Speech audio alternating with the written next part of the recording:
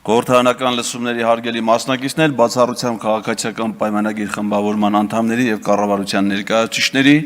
սիրելի հայրենակիցներ, տիկնայք եւ պարոնայք։ Այս հանձնաժողովի կողմից կազմակերպվող խորհրդարանական լսումները մի շատ հետաքրքիր դրսևորումներ են ունենում։ Նախորդ խորհրդարանական լսումներից հետո քաղաքացիական պայմանագիր խմբակցությունը լքեցին մի քանի падգամավորներ, քննչական կոմիտեի ղեկավարը, հակակոռուպցիոն կոմիտեի ղեկավարը, բարձրագույն դատական խորհրդի նախագահը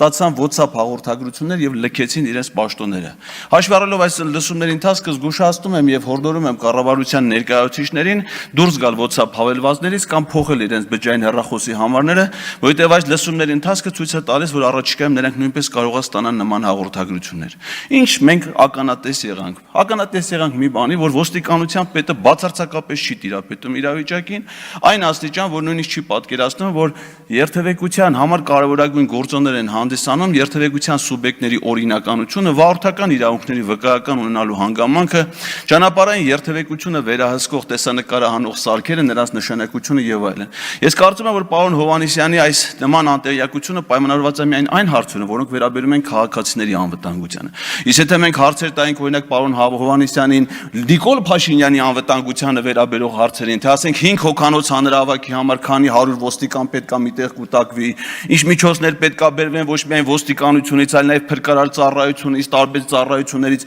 Ես կարծում եմ, որ պարոն Հովհաննիսյանը այդպիսի հարցերին պատասխանելու բացարձակապես խնդիր չի կարող ունենալ։ Իսկ երբ որ մենք հնչեցնում ենք քաղաքական հարցեր, պարզվում է, որ մենք գտնում ենք մի ազգային ժողովում, որտեղ քաղաքական գործիչները անհանգստանում են, որ այստեղ քաղաքական ելույթներ են լրնում, ելույթներում քաղաքական շեշտադրումներ են լրնում։ Դրանք հիմնականում վերաբերում են այն մարդկանց, որոնք այստեղ գտնվելու իրավունք ուղղակի չունեն։ Դոլարով միլիոնատեր օլիգարխները, որոնք չգիտես ոնց են հարստացել, ոնց են այստեղ հայտնվել, իրանք այստեղ դիսկոմֆորտ կզգան այնքան, ինչքան որ ես կարող եմ դիսկոմֆորտ զգայի Մոնտե Կարլոյի կազինոյում։